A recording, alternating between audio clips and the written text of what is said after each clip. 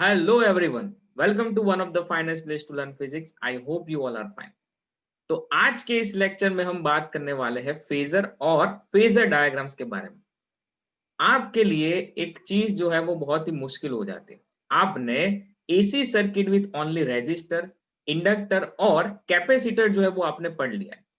But अगर आपको कोई ऐसा पूछे कि यहाँ पे वोल्टेज और करंट का रिलेशन क्या है, वो किस तरह से जो है वो घूम रहा है, इसका मतलब कौन आगे है, कौन लैग कर रहा है, कौन लीड कर रहा है, तो ये सब जो है वो आपको कोई पूछ ले तो आपके लिए मतलब जो है वो बहुत ही दिक्कत होने वाली है कि इसका आंसर क्या दे। तो आप फटाक से जो है वो आंसर नहीं दे पाते, बराबर। तो उसका जो है एक सॉल्यूशन जो है वो यहाँ पे हम देने वाले हैं कि ऐसे सवालों का आप एकदम सही तरीके से, बराबर, एकदम सही तरीके से जो है वो आप आंसर दे सको।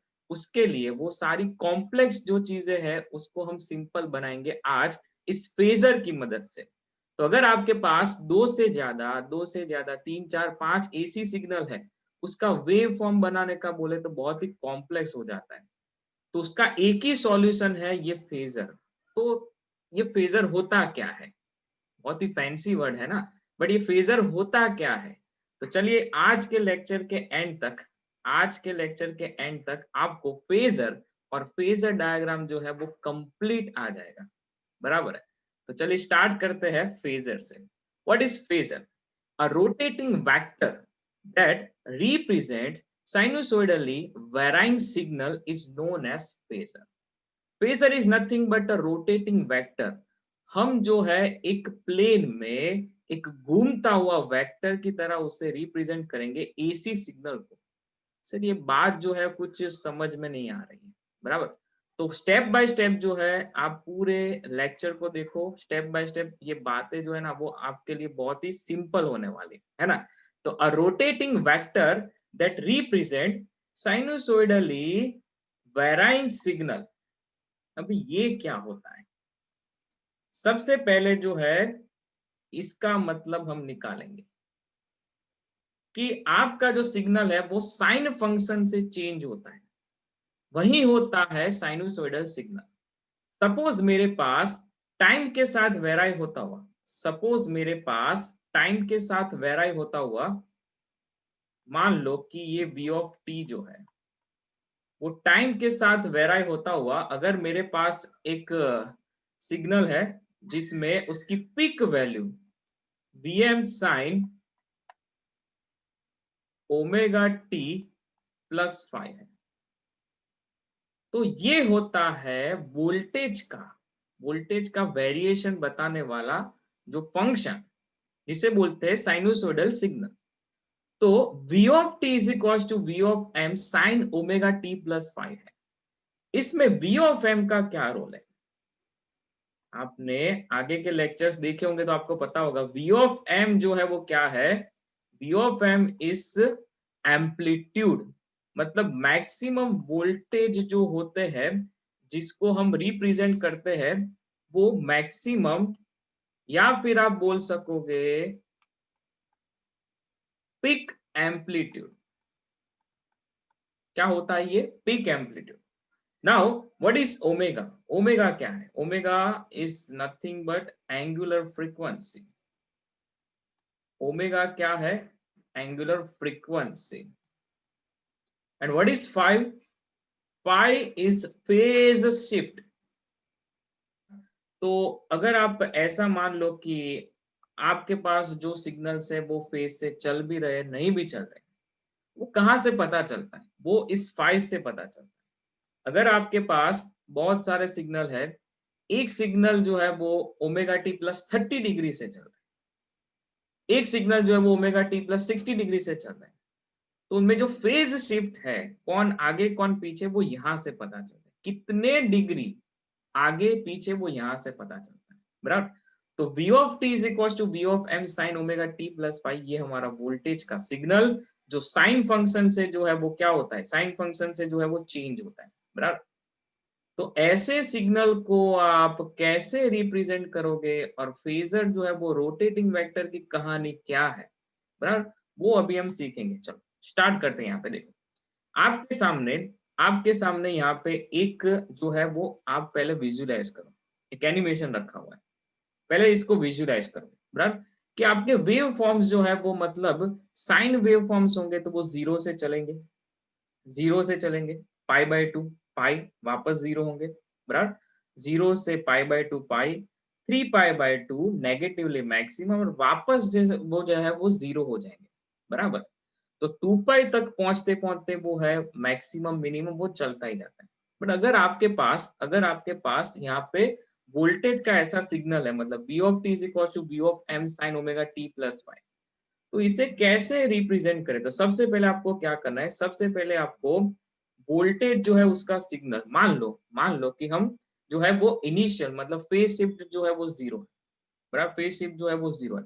मान लो कि यहाँ पे आपके पास जो सिग्नल है वो इस तरह से है। वोल्टेज का सिग्नल है v is equal to vm sine omega T. Now vm sine omega T जो है वो vm साइन ओमेगा टी जो, देखो बेटा, कि हमने जो है वो सोर्स यूज किया था, वो जनरली यूज किया था v equal to vm sine omega T, बराबर। तो जो भी ये हम बात कर रहे हैं वोल्टेज के, उसी सिग्नल की बात कर रहे हैं कि Vm sin ओमेगा टी में ओमेगा टी होता क्या है बेटा? Omega T is nothing but ये होता है एंगल ही होता है। अगर यहाँ पे जीरो रखोगे तो Vm की वैल्यू जो है वो जीरो हो जाएगी, मतलब V की वैल्यू भी जीरो हो जाएगी। अगर यहाँ पे मैं 90 डिग्री रखता हूं तो V की वैल्यू जो है वो प्लस Vm हो जाएगी। अगर यहाँ पे मैं 270 डिग्री रखता हूं तो ये हो जाएगी माइनस वी एम। तो ऐसे देखो वोल्टेज जो है वो कांस्टेंट साइन फंक्शन से वेरिएशन में, कॉन्स्टेंटली साइन फंक्शन से वेरिएशन में। तो कैसे फेजर जो है तो रोटेटिंग वेक्टर कैसे रिप्रेजेंट करें, सबसे पहले आपको ये देखना है, ये पीक वैल्यू, इस पीक एम्पलीट्यूड को देखना है। कि मान लो आपके पास, जस्ट फॉर योर इंफॉर्मेशन, मैं एक ही सिग्नल जो है वो यहाँ पे बता रहा हूँ कि वोल्टेज जो है वो मान लो कि वो 10 साइन ओमेगा टी है। क्या है बेटा? 10 साइन ओमेगा टी। तो सबसे पहले आप क्या करो, सबसे पहले जो है वो आप मतलब एक एक्स वाई एक्सिस को ड्रॉ करो। चलो यहाँ पे मैंने ड्रॉ कर लिया, ये मेरा एक्स वाई प्लेन और एक्स वाई एक्सिस, ये वाई और वाई डैश। तो नाउ आपको क्या करना है, आपको एक अच्छा खासा जो है ना वो एक सर्कल बना देना है, एक सर्कल बना देना है जिसकी लेंथ जो है इस पिक वैल्यू की जितनी होनी चाहिए, इसकी पिक वैल्यू के जितनी होनी चाहिए। तो आपने सर्कल बना दिया, ये हमारा सर्कल बन गया। अभी देखो धीरे धीरे करके यहाँ पे एंगल की वैल्यू रखते जाओ। देखो v is equal to V M sine omega T, zero पर जो है वो हमारा वैल्यू इधर होगा, बराबर है। उसके बाद अगर मैं 90 रखता हूं तो ये वैल्यू यहाँ पे होगा। तो अगर 10 है, Vm sin ओमेगा टी की जगह पे मैं 10 ले रहा हूँ, 10, तो ये जो वैल्यू होगी, ये जो वैल्यू होगी वो यहाँ पे कितनी होगी? वो 10 ही होगी। कितनी होगी? 10 ही होगी ना, आया ना? तो ये वैल्यू जो है वो 10 ही होगी। इसका मतलब ये हुआ कि जो हमने सर्कल बनाया उसका रेडियस जो है वो कुछ रिप्रेजेंट कर रहा है। इसका जो ये रेडियस है वो सर्कल के रेडियस का कुछ ना कुछ मतलब है। तो सर्कल का जो आपको रेडियस मिल रहा है, वो रेडियस का मतलब क्या है? वो रेडियस बताता है हमारे वोल्टेज या फिर करंट का भी जो फंक्शन हो सकता है यहाँ पे, तो वो बताता है पिक वैल्यू, और इसे हम बोलते हैं एम्पलीट्यूड। इस सिग्नल का जो है वो एम्पलीट्यूड। तो धीरे धीरे देखो हमारा मतलब आप अलग अलग वैल्यूज के लिए यहाँ पे मतलब टी ओमेगा टी में अलग अलग वैल्यूज इनपुट करोगे, वोल्टेज की अलग अलग वैल्यूज आपको मिलेगी। यहाँ पे वोल्टेज जीरो, यहाँ पे प्लस वी एम, यहाँ पे माइनस ऑफ मतलब वापस से जीरो, और यहाँ पे माइनस ऑफ वी एम। तो कंटिन्यूसली जो है वो 10 -10 के बीच में, सुनना एक बात, 10 -10 के बीच में हमारी वैल्यूज जो है वो चेंज होती है। तो वोल्टेज जो है वो कॉन्स्टेंटली जीरो से जीरो से +10 और 10 से वापस से वापस से जीरो आएंगे, देखो यहाँ पे जीरो से ऊपर जाएंगे वोल्टेज, वापस से नीचे आएंगे, फिर वापस से जीरो से -10 जाएंगे और -10 से वापस कहाँ पे आएंगे, जीरो पे आएंगे, बराबर। तो यही कहानी है, बट इसे वेव फॉर्म से बताने में बहुत ही कॉम्प्लेक्स हो जाता है। तो हमने क्या किया, हमने एक रोटेटिंग वेक्टर बता दिया जो 0, 10, 0, नेगेटिवली -10, वापस 0। तो एक सिंपल फॉर्म हो जाता है जो आप सीख के आ रहे हो। तो इसीलिए फेजर की रिक्वायरमेंट है। देखो वापस से देखो कि यहाँ पे आपके पास जो है वो रोटेटिंग वेक्टर देखो कितना अच्छे से घूम रहा है, बराबर, वो घूमता हुआ वेक्टर। तो जनरली हमने क्या किया, हमने दो चीजें याद रखी कि जो लेंथ होती है, इस वेक्टर की जो लेंथ होती है वही इस सर्कल की रेडियस है। समझ लेना एक बार, ये जो लेंथ आपको दिख रही है वही इस सर्कल की रेडियस है। और रेडियस क्या बताता है, हमारा जो सिग्नल है, वोल्टेज या करंट का जो भी सिग्नल है उसकी पिक वैल्यू बताता है। वो क्या बताता है, वोल्टेज और करंट की पिक वैल्यू बताता है, बराबर। एक ये चीज आपको याद रखनी। दूसरी बात आती है कि सर 0 से 10 तो वेरिएशन हो जाता है, बट 5 वोल्ट कहाँ पे होगा, 6 वोल्ट कहाँ पे होगा, 7 वोल्ट कहाँ पे होगा, बराबर। पहली एक चीज मैंने बता दी कि एम्पलीट्यूड, अगर आपको ऐसा कोई वेव फंक्शन दिया है तो आपको पीक वैल्यू जो है वो निकालना आ है। आपने फेजर भी समझ लिया कि फेजर जो है वो वेव फॉर्म से हम इजी, देखो इसी इसी सर्कल के लिए मैं जो है वो मैं बात करूंगा कि एक से ज्यादा सिग्नल तो क्या करना है। अभी एक सिग्नल के लिए समझो, चलो। तो मैं बात कर रहा हूं कि 0 से 10 तो वेरिएशन हो रहा है, 0 से 10। बट अगर कोई ऐसा पूछे कि भाई 8.65 कहाँ पे, 9 कहाँ पे, 7 कहाँ पे, 5 कहाँ पे होगा, तो उसके लिए आपको क्या करना पड़ेगा, इंस्टेंटेनियस वैल्यूज जो है वो लेनी पड़ेगी, राइट। इंस्टेंटेनियस वैल्यू जो है वो कैसे लेनी है, देखो सबसे पहले ये वर्ड ही बहुत ही मतलब, जो भी स्टूडेंट्स होते हैं ना वो ऐसे फील करते कि इंस्टेंटेनियस का मतलब अभी तक नहीं समझे। 11 से आ रहा है ये वर्ड, बट हम अभी तक कुछ समझे नहीं। एकदम सिंपल सी बात है, समझ लो। इंस्टेंटेनियस जो होता है वो मतलब एट अ टाइम आप जो भी मतलब फिजिकल क्वांटिटी की वैल्यू निकालो वो इंस्टेंटेनियस। कैसे, देखो आपके सामने अच्छा खासा ये वेक्टर घूम रहा है, देखना ध्यान से देखना, अच्छा खासा वेक्टर घूम रहा है, इसे मैं स्टॉप कर रहा हूँ। अच्छा खासा वेक्टर यहाँ पे घूम रहा था आपके पास, मान लो मान लो कि बेटा आपके पास है ना एक कैमरा है। आप क्या कर रहे हो, इस वेव फंक्शन मतलब ये फेजर जो है वो आपका घूम रहा है, तो आप क्या कर रहे हो, फोटो जो है वो इंस्टेंटली क्लिक कर रहे हो। तो मान लो कि आपके फोटोग्राफ, आपने जो फोटोग्राफ निकाला है वो फोटोग्राफ में यहाँ पे ये जो वैल्यू है वो यहाँ पे चिपकी, मतलब ये फोटोग्राफ जो है वो ऐसा निकला, यहाँ पे देखो ये फोटोग्राफ जो है वो ऐसा निकला। तो कुछ ना कुछ यहाँ पे एंगल रहा होगा। मान लेते हैं कि भाई मान लो कि ये जो एंगल है वो 45 डिग्री का है। कितना एंगल है, 45 डिग्री का, बराबर। तो वोल्टेज जो है वो वोल्टेज का फंक्शन यहाँ पे V इज इक्वल्स टू हमने पढ़ के रखा है साइन ओमेगा टी। तो यहाँ पे जो एंगल है वो 45 डिग्री का है, बराबर। तो मैक्सिमम पिक वैल्यू क्या थी, वो 10 थी। पिक वैल्यू क्या थी, 10 थी, बराबर। अभी समझो इस चीज को कि आपने यहाँ पे टॉर्च रखी, तो मान लो कि ये हमारा फेजर ओ ए है। तो इसका जो प्रोजेक्शन होता है, मतलब यहाँ पे आपका टॉर्च जो है वो यहाँ पे, इस टॉर्च से इसका जो प्रोजेक्शन मिलेगा कौन से एक्सिस पे, वाई वाई डैश एक्सिस पे। तो वही प्रोजेक्शन, ये वाला जो प्रोजेक्शन होता है वही होता है इंस्टेंटेनियस वैल्यू। इंस्टेंटेनियस वैल्यू जो है वो Vm साइन 45 हो जाएगी। और Vm मान लो कि Vm जो है ना वो 10 है हमारे लिए, मैंने जो एग्जांपल लिया, और साइन 45 तो ये हो जाएगा 10/√2। क्या हो जाएगा, 10/√2। तो which is less than, which is less than 10, ये 10 से भी क्या है, कम है, 10 से भी क्या है, कम है, बराबर। सो नाउ आपको कोई पूछे कि आपके पास इंस्टेंटेनियस वैल्यू कैसे फाइंड करोगे, इस फेजर जो घूम रहा है उस फेजर को खाली स्टॉप करना है, बराबर। फेजर को स्टॉप कर लें एट अ टाइम। यहाँ पे आपको टॉर्च रखनी है, मतलब ऐसा सोचना है टॉर्च रखी और उसका प्रोजेक्शन जो है वो वाई डैश एक्सिस पर गिरा, तो ये होती है इंस्टेंटेनियस वैल्यू। तो ये 10 होगा +10, तो ये वैल्यू जो है वो 10 से कम ही होनी चाहिए और ये कम ही होगी, देखो 10/√2। तो ऐसे होती है इंस्टेंटेनियस वैल्यू। तो फेजर जो है वो रोटेटिंग वेक्टर है। देखो वेव फंक्शन में एक से ज्यादा वोल्टेजेस आपको बताने के लिए बहुत ही कॉम्प्लेक्स चीजें हो जाती है, इसीलिए हमने सहारा लिया फेजर का। बिकॉज रोटेटिंग वेक्टर आप एक से ज्यादा बताओगे एक्स वाई प्लेन में, तो आप इजीली उनके बीच का जो है वो फेज डिफरेंस बता सकते हो, बराबर। उसके लिए भी मैं एक एग्जांपल लूंगा।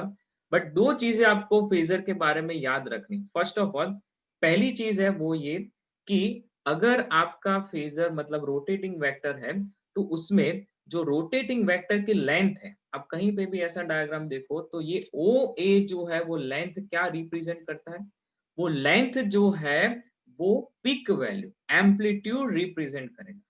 और इंस्टेंटेनियस वैल्यू कैसे निकाले, ये चीज समझनी।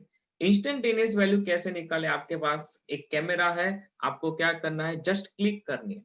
एट अ टाइम जब आपने क्लिक की तो आपके पास जो भी फोटोग्राफ रेडी होगा उसमें हमारा फेजर कहाँ पे है, उसको पहले स्टॉप किया हमने और टॉर्च रख के उसका प्रोजेक्शन जो यहाँ पे वाई एक्सिस पे मिला, वही वैल्यू, ये जो वैल्यू आप निकालोगे जितने भी वोल्ट होंगे वो आपके इंस्टेंटेनियस वैल्यू, बराबर। तो दो चीजें आपको याद रखनी है कि length of a rotating vector that is phasor represents amplitude of a given quantity, amplitude of a given quantity, and its projection upon a fixed axis gives instantaneous value, gives instantaneous value। और instantaneous value जो है वो कैसे निकाले, length equals to amplitude क्या होगा वो हमने समझा दिया, बराबर है। चलो तो आगे बढ़ते हैं यहाँ से कि मान लो कि मेरे पास यहाँ पे एक्स वाई प्लेन है। चलो अभी एग्जांपल लेते हैं, एक्स वाई प्लेन है और ये होगा एक्स डैश और ये वाई डैश। अभी समझो एक चीज कि आपके पास बेटा एक यहाँ पे एक जो है वो वोल्टेज इस तरह से है, मतलब वोल्टेज जो है उसका फेजर घूमते घूमते यहाँ पे 30 डिग्री पे है। उसका इंस्टेंटेनियस वैल्यू जो है वो इंस्टेंटेनियस वैल्यू आपको यहाँ पे मिलता है इतना। और ये जो मान लो कि इसकी जो लेंथ है ओए जो है वो मतलब मान लो कि वो पिक वैल्यू है, वो 5 है, 5 वोल्ट, बराबर। कितने वोल्ट है, 5 वोल्ट। ओए जो है वो क्या रिप्रेजेंट करेगा, मान लो कि ये V M equal to 5 volt +5 volt length हो गई। तो इसकी इंस्टेंटेनियस वैल्यू अगर आपको कोई खाली ऐसा डायग्राम दे दे, ऐसा डायग्राम दे दे, चलो निकालो भाई इसकी इंस्टेंटेनियस वैल्यू क्या होगी, तो भाई आपको क्या करना है, आपको यहाँ पे इंस्टेंटेनियस वैल्यू जो है वो टाइम के साथ मतलब v इज इक्वल टू आपको क्या मिलेगा, तो आपको बोल देंगे कि भाई यहाँ पे जो सर्कल दिया है उसमें जो रेडियस है वो 5 है, उसकी लेंथ जो है वो 5 है। तो आपको समझ जाना है कि भाई यहाँ पे मैक्सिमम वैल्यू जो है, जो पीक वैल्यू है वो 5 है, तो ये होगा 5 sin 30। बस, तो ये आपका जो है इंस्टेंटेनियस वैल्यू का आंसर होगा, बराबर। चलिए तो और एक एग्जांपल लेते हैं। यहाँ पे देखो कि सपोज हमारा रोटेटिंग वेक्टर है, हमें पता है कि भाई हमारा जो वेव फॉर्म है वो वेव फॉर्म कुछ इसी तरह से घूम रहा है ना। तो यहाँ पे ये जो लेंथ है उस लेंथ के हिसाब से, उस लेंथ के हिसाब से आपको क्या करना है, यहाँ पे मैक्सिमम वैल्यू बतानी होगी, मैक्सिमम वैल्यू उसी हिसाब से आपको बतानी होगी, बराबर है। तो लेंथ जो है उसी हिसाब से आपको मैक्सिमम वैल्यू बतानी है। मान लो कुछ भी लेंथ है, तो ये जो लेंथ होती है वो एक्चुअली में तो वो क्या रिप्रेजेंट करती है, वो एक्चुअली में तो रिप्रेजेंट करती है एम्पलीट्यूड। चलो तो यहाँ पे 0, फिर ये जो है वो मैक्सिमम एम्पलीट्यूड, फिर वापस से 0, फिर यहाँ पे नेगेटिवली मैक्सिमम और ये वापस से 0।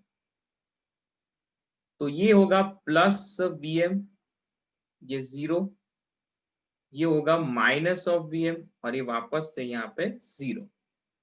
तो v इक्वल्स टू मैंने क्या प्लॉट किया, देखो यहाँ पे अगर आपको ऐसा पूछा होता जैसे मैंने आगे बताया कि अगर हमारा रोटेटिंग वेक्टर जो है वो फेजर यहाँ पे पहुंचा है 30 डिग्री पे, 30 डिग्री पे, उसकी जो इंस्टेंटेनियस वैल्यू है, जो इंस्टेंटेनियस वैल्यू है वो ऐसी होगी। इंस्टेंटेनियस वैल्यू जो है वो यहाँ पे होगी। देखो वो पिक वैल्यू से तो कम ही है, पिक वैल्यू से कम ही होगी। मान लो कि वेक्टर जो है वो रोटेशन करते करते यहाँ पे पहुंच गया, मतलब ये 60 डिग्री, उसकी जो पिक वैल्यू होगी वो पिक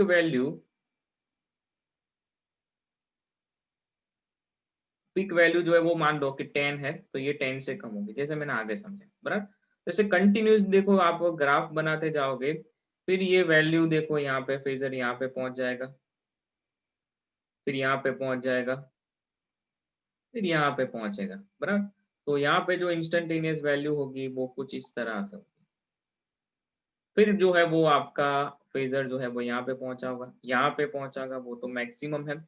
फिर यहाँ पे पहुंचने के बाद उसकी जो इंस्टेंटेनियस वैल्यू होगी वो ऐसी होगी, बराबर। जैसे कंटिन्यूस आप ड्रॉ करते जाओगे, आपको देखो ग्राफ मिलता जाएगा, वोल्टेज वर्सेस टाइम का ग्राफ, बराबर। तो यही फेजर का रोटेशन है, मतलब रोल है कि अगर हमें वेव फॉर्म ना बताना हो, किसी को सिंपल देखो यहाँ पे आप एक्स वाई प्लेन में एक वेक्टर बता दो, रोटेटिंग वेक्टर, तो सामने वाला समझ जाएगा कि भाई हाँ वोल्टेज की वैल्यू इतनी है। और फेज शिफ्ट जो है वो आसान होता है, फेज शिफ्ट पर मैं आऊंगा, अभी हम इंस्टेंटेनियस वैल्यू जो है वो सीख रहे हैं। ओके चलो, तो ये सब चीजें समझने के बाद आपको दो चीजें मैंने बोली वो याद रखनी है कि फेजर जो है वो क्या है। Phasor is a rotating vector, जो हमारा वोल्टेज का मैंने सिग्नल बताया कि वो उसको हमें कैसे रिप्रेजेंट करना है।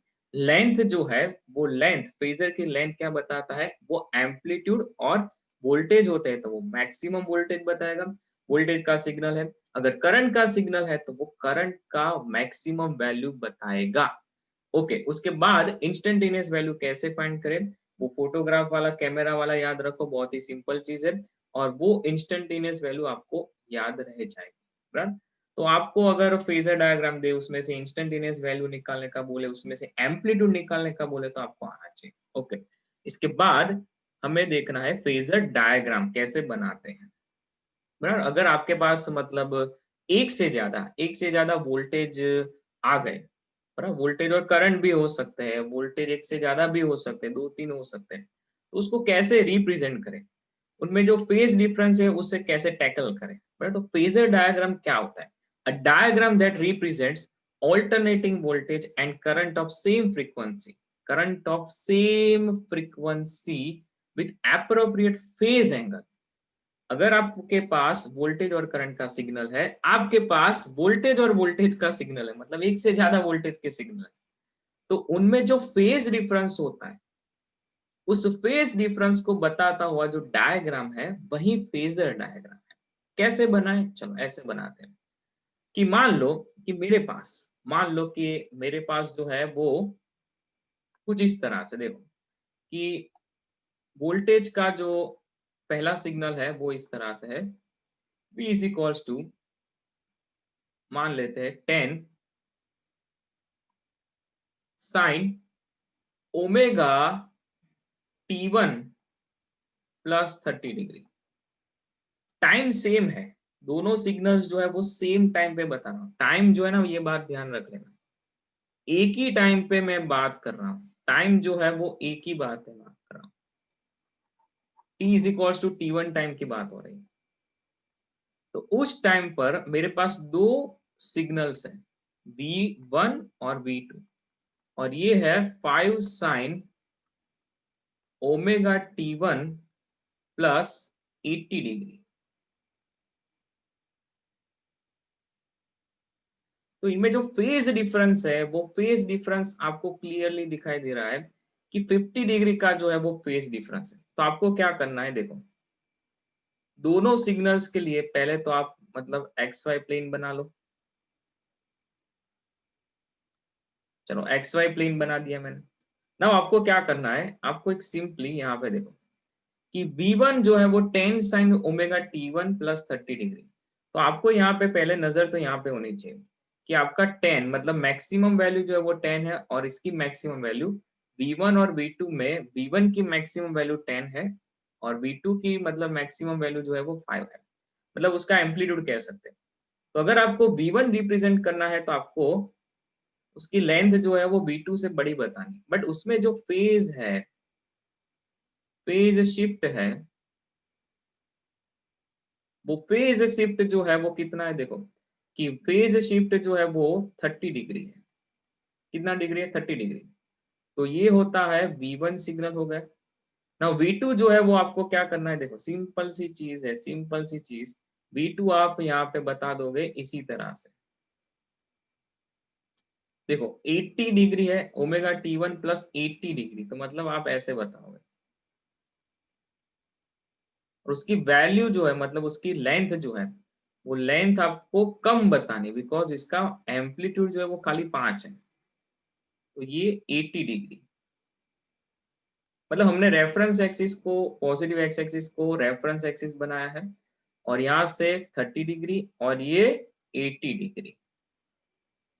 तो V1 और V2 के सिग्नल को आप इजीली देखो, वेव फॉर्म जो है वो आपको बनाने आएंगे। यहाँ पे आपको क्या करना है, इसको लेंथ जो है इसकी आपको पता है, तो आपको यहाँ पे मार्क करनी है उसकी लेंथ, बस उसके अकॉर्डिंग आपको सर्कल ड्रॉ कर देना है। उसका सर्कल मिल जाएगा उसकी रेडियस के हिसाब से, और V2 सिग्नल का जो सर्कल बनेगा वो उससे कम होगा, उसकी लेंथ जो है वो कम होगी, बराबर। तो फेज डिफरेंस यहाँ पे क्लियरली दिखाई दे रहा है कि जो फेज डिफरेंस है, फेज डिफरेंस दोनों के बीच में दिख रहा है, वो फेज डिफरेंस जो है वो फेज डिफरेंस 50 डिग्री का है। तो और एक एग्जांपल करते हैं, यहाँ पे देखो कि मेरे पास जो है वो दो वोल्टेज सिग्नल,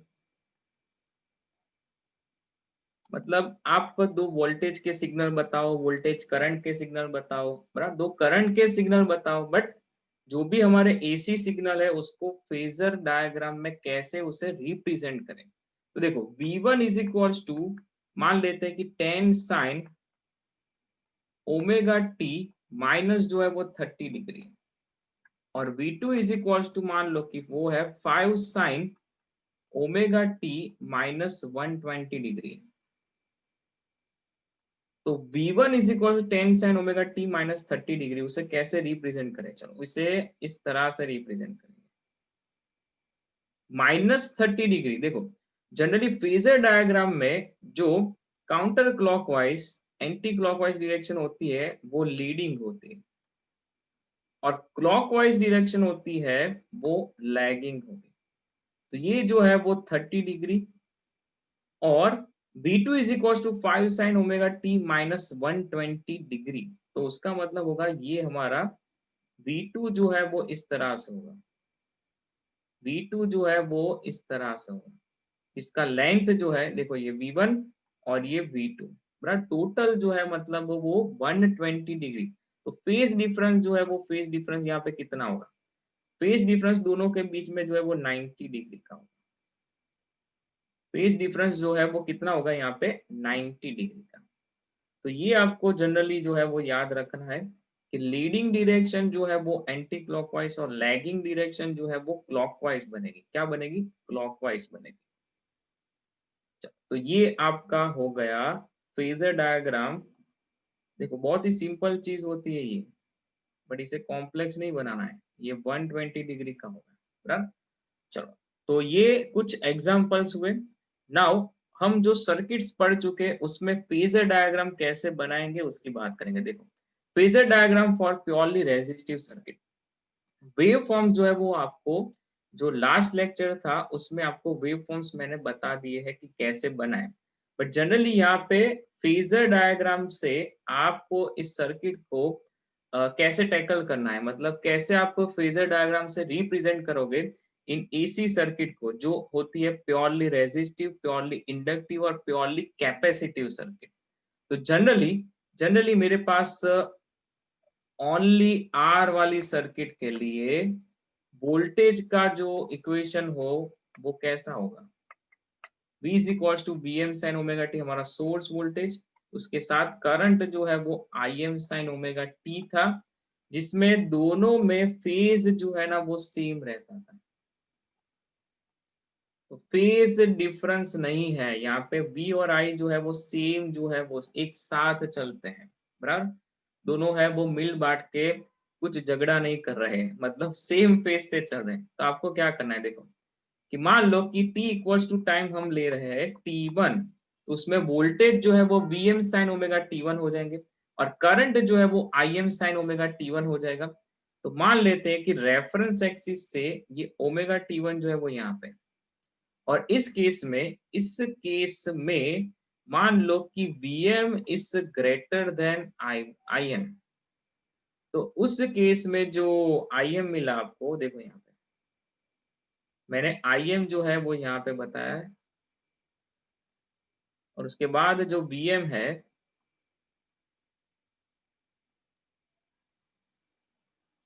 बराबर, मतलब Im आप नहीं कह सकते हो, ये पिक वैल्यूज नहीं है, बट V और I का फेजर आप कह सकते हो। देखो यहाँ I का फेजर और V का जो फेजर है वो यहाँ पे बनाया है, ये V और I का। ये जैसे जैसे रोटेट होगा इसकी पिक वैल्यू जो है वो इस तरह से बनती जाएगी और ये यहाँ पे पहुंचेगा, तो ये उसका पिक वैल्यू। और करंट के लिए जो है वो थोड़ा नीचे होगा इसका पिक वैल्यू, देखो, है ना, because Vm is greater than Im। बस यही आपको ग्राफ है वो बना के मैंने दिया था लास्ट लेक्चर में, जिसमें करंट जो है वो वोल्टेज से, तो उसकी पीक वैल्यू कम है तो चलेगा फेज में, बट जब मैक्सिमम वैल्यू की बात आती है तो वो वोल्टेज से आपको कम बताना है। उसके बाद phasor diagram for purely inductive circuit. चलो इसका इक्वेशन पहले लिखना पड़ेगा कि वोल्टेज जो है, देखो इंडक्टर में इसका आसान तरीका जो है ना वो मैं बता दूंगा, बराबर। अभी ये समझ लो, एक ये जो है ना हमारी टेक्स्ट बुक की बात है, बट ये समझ लो कि V इज इक्वल्स टू जो है यहाँ पे इंडक्टर में फेज जो है ना, वो फेज वोल्टेज और करंट का जो फेज होता है वो π/2 डिग्री का होता है, बट करंट जो है वो करंट लैग करता है। I इज इक्वल्स टू होता है Im sine omega T minus of π/2। तो करंट जो है वो लैग करता है π/2 डिग्री से। चलो यहाँ पे देखो, V का फेजर यहाँ पे बताया है और I का फेजर जो है वो यहाँ पे बताया है। दोनों में डिफरेंस ये है कि वोल्टेज जो है वो ओमेगा t1 से, time t is equals to t1 की बात हो रही है। वोल्टेज जो है एक रेफरेंस एक्सिस से यहाँ पे बताए, तो वोल्टेज के साथ करंट जो है ना, वो करंट 90 डिग्री के फेज पर लैग कर रहे हैं, ये लैग होता है, और ये वोल्टेज लीड कर रहा है। तो आपको ग्राफ देख के समझ में आ जाना चाहिए कि वोल्टेज जो है वो आगे आगे चलेंगे, करंट उसके पीछे पीछे चलेगा। तो उसके अकॉर्डिंग जो है ये आपको फेज डिफरेंस जो है वो π/2 का मिलेगा, और यहाँ पे Vm जो है इज ग्रेटर देन Im। तब जाके यहाँ पे आपको देखो कि ये करंट का ग्राफ जो है उसमें पीक वैल्यू जो है वो इससे कम है। ये वोल्टेज की पीक वैल्यू देखो, यहाँ पे डिफरेंस देखो कितना डिफरेंस है, right? तो ये होता है ग्राफ, मतलब phasor diagram for purely inductive circuit. ऐसा ही एक और सर्किट था हमारे पास, प्योरली कैपेसिटिव सर्किट, जिसे हम बोलते थे AC circuit with only capacitor. तो इक्वेशंस थे वहां पे, वोल्टेज जो है ना वो कैपेसिटर वाली सर्किट में खाली कैपेसिटर लगाओ, उसमें जो है वो करंट लीड करता है। तो करंट का इक्वेशन है I is equal to Im sine omega T plus π/2, और वोल्टेज का जो इक्वेशन है वो Vm साइन ओमेगा टी। इसमें करंट जो है वो करंट लीड कर रहा है, करंट जो है वो करंट लीड कर रहा है, कितने फेज से, π/2 फेज से। तो सबसे पहले जो है मैंने वोल्टेज का वेक्टर बता दिया, एक रेफरेंस एक्सिस के साथ t equal to t1 time पर ये ओमेगा t1 से, मतलब यहाँ पे आगे चल रहा है, देखो, और उसके साथ करंट तो उससे भी आगे चल रहा है, कितने डिग्री, 90 डिग्री। देखो कितना आगे चल रहा है, π/2 फेज से आगे चल रहा है। तो वोल्टेज और करंट जो है उसमें डिफरेंस ये है यहाँ पे कि अगेन मैंने Vm is greater than Im लिया है।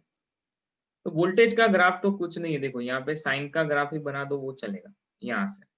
बट करंट के लिए कॉसाइन का ग्राफ होगा, और करंट की जो मैक्सिमम वैल्यू है वो मैक्सिमम वैल्यू यहाँ पे, वो मैक्सिमम वैल्यू वोल्टेज की मैक्सिमम वैल्यू से कम है। और फेज डिफरेंस जो होगा वो अगेन π/2 होगा। करंट आगे चल रहा है, वोल्टेज पीछे चल रहे हैं, बराबर। तो ये हुआ फेजर का तरीका टेक्स्ट बुक की तरह। हम कैसे याद रखेंगे, वो बड़ी बात है। फेजर डायग्राम जो है वो फेजर का कॉन्सेप्ट समझ लिया, आपको इंस्टेंटेनियस वैल्यू आ गई, आपको एम्पलीट्यूड क्या बताता है वो पता चलेगा, इंस्टेंटेनियस वैल्यू कैसे बताए वो पता चला। आपके पास अलग अलग वोल्टेज के सिग्नल होंगे, तो वहां पे आपको कैसे उसको रिप्रेजेंट करना है, लीडिंग डायरेक्शन क्या है, लैगिंग डायरेक्शन क्या है, वो पता चलेगा। बट मुद्दे की बात यह है कि इसका कोई आसान तरीका बताओ। चलो, तो इस लेक्चर का एंड हम एक शॉर्ट ट्रिक से करेंगे। अगर ये सीख लिया तो फिर बात है ना वो बहुत ही सिंपल हो जाएगी, आप सब कुछ भूल जाओगे आगे का, और ये याद रखोगे। बड़ा ऐसी बात है, देखो यहाँ पे कि अगर मेरे पास वोल्टेज और करंट है, मतलब जो हम सर्किट्स के बारे में हम बात करेंगे एसी सर्किट में, उसमें वोल्टेज और करंट का रिलेशन आपको बताना है। 12th स्टैंडर्ड के बेस पर जो है वो आपको वोल्टेज और करंट का रिलेशन बताना है। बाकी एक से ज्यादा 2-3 वोल्टेज के सिग्नल का वेव फॉर्म बनाओ, उसका फेजर डायग्राम कैसे बनाए, वो सब बातें आप जब हायर स्टडीज के लिए जाओगे तब आपको करनी होगी। बट अभी के लिए आपको वी और आई का रिलेशन पता होना चाहिए, कैसे निकाले, बराबर। तो सबसे आसान तरीका है ये, याद कैसे रखें, ऐसे रखते हैं। देखो, मेरे पास एक सर्किट है ओनली आर, एक सर्किट है जिसमें खाली इंडक्टर लगा है, और एक सर्किट जो है उसमें खाली कैपेसिटर लगा है। फेजर फेजर हो गया है पूरा लेक्चर, बट इसका जो है ना वो याद रखने का तरीका आप समझ लोगे तो बहुत इजी होती है ये चीजें।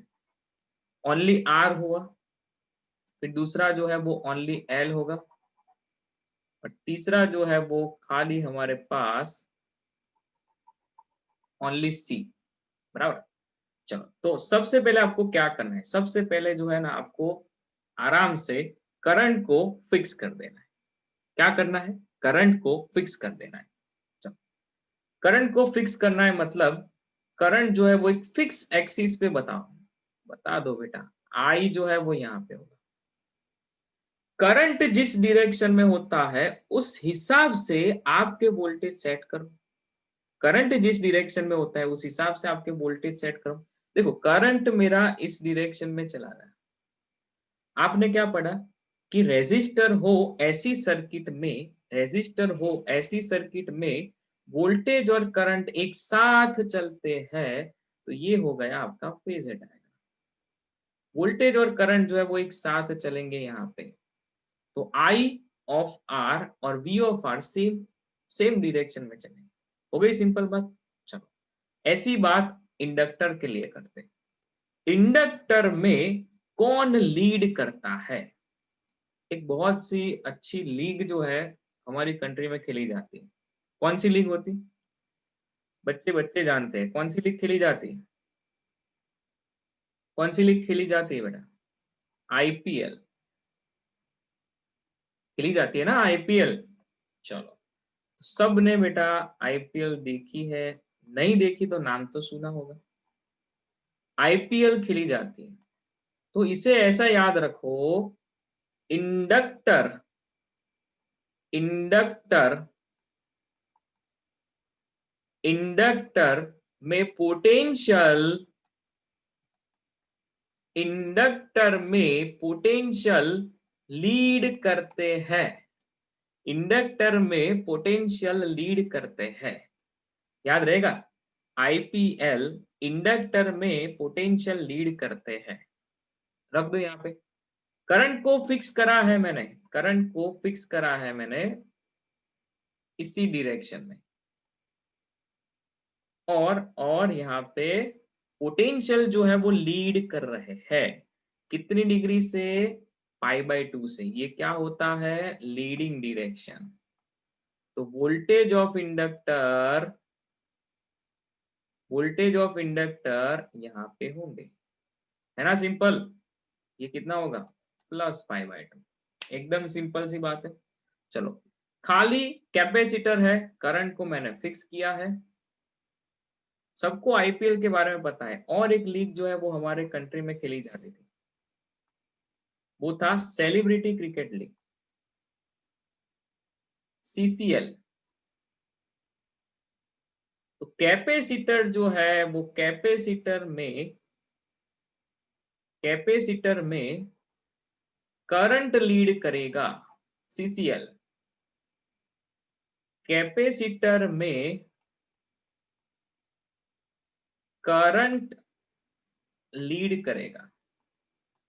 इंडक्टर में पोटेंशियल हो गया, कैपेसिटर में करंट लीड करेगा, बात खत्म, बात खत्म। देखो यहाँ पे करंट को फिक्स कर दो, करंट लीड कराए तो वोल्टेज कितना पीछे होना चाहिए, आपको पता है π/2। तो यहाँ पे वोल्टेज ऑफ कैपेसिटर π/2 से फेज डिफरेंस मतलब पीछे चल रहे हैं, बराबर होगा फेज डिफरेंस π/2 का, बट इस डायरेक्शन में हम बताते हैं लैगिंग डायरेक्शन, बराबर। तो हो गई ना सिंपल बात है। आपको बस इस चीज का जो है वो, अगर आपको फेजर वगैरह जो, देखो सारा लेक्चर जो था वो बहुत ही टेक्निकल था, बराबर पूरा लेक्चर जो बहुत ही टेक्निकल था। कुछ टर्म्स वगैरह जो है इंस्टेंटेनियस वैल्यू, एम्पलीट्यूड क्या होता है, रेडियस क्या होती है, बराबर वो सब कुछ मैंने समझाया। ये सब टेक्स्ट बुक की बात है, ये सब वेव फॉर्म के चक्कर में नहीं पढ़ना है आपको, जो है वो बस ये याद रखना है। टेक्स्ट बुक का था तो मैंने समझा दिया, बट आपको देखो ये है ना जबरदस्त चीज है, बस इसे याद रख लो। फेजर जो है ना वो आपके लिए मतलब 2-3 मिनट का नहीं, 2-3 सेकंड का जो है वो खेल हो जाएगा, बराबर है। तो बस ये याद रख लो, बात खत्म, बात खत्म। और अभी कॉम्बिनेशन में फेजर डायग्राम कैसे ड्रॉ करना है, वो जैसे जैसे हम आगे एसी सर्किट्स करेंगे आपको है वो सिंपल से याद रह जाएगा। Is it clear? तो यहाँ तक हमारा जो है आज का सेशन हम रखते हैं। आई होप के फेजर और फेजर डायग्राम का आपको डिटेल में, मैंने जो एनालिसिस किया वो पूरा डिटेल में आपको पता चल गया, बराबर। बट कुछ चीजें जो है वो मे बी मतलब आपके लिए नहीं हो, बट मैंने जो लास्ट में ये आपको समझाया है वो आपको याद रखना है, बस उतना ही याद रखोगे आपके लिए मतलब क्या कहूँ मैं, आपके लिए जो है वो बहुत ही सिंपल हो जाएगा, बराबर। ये जिंदगी के अंत तक आपको याद रहेगा, बराबर है। चलो, तो फेजर और फेजर डायग्राम के इस लेक्चर को यहाँ पे एंड कर रहे हैं। आई होप आपको सभी बातें क्लियर है। तो मिलते हैं एसी सर्किट में, आगे बढ़ेंगे यहाँ से हम आरएल, आरसी और एलसी सर्किट पढ़ेंगे, और उसके बाद एलसीआर सीरीज का मतलब एलसीआर का सीरीज कॉम्बिनेशन करेंगे, बराबर। वही इस चैप्टर की कहानी है। तो आई होप कि एसी वाला जो चैप्टर है ना ऑल्टरनेटिंग करंट, वो बहुत ही कॉम्प्लेक्स होता है समझने के लिए, बराबर, बट है नहीं इतना।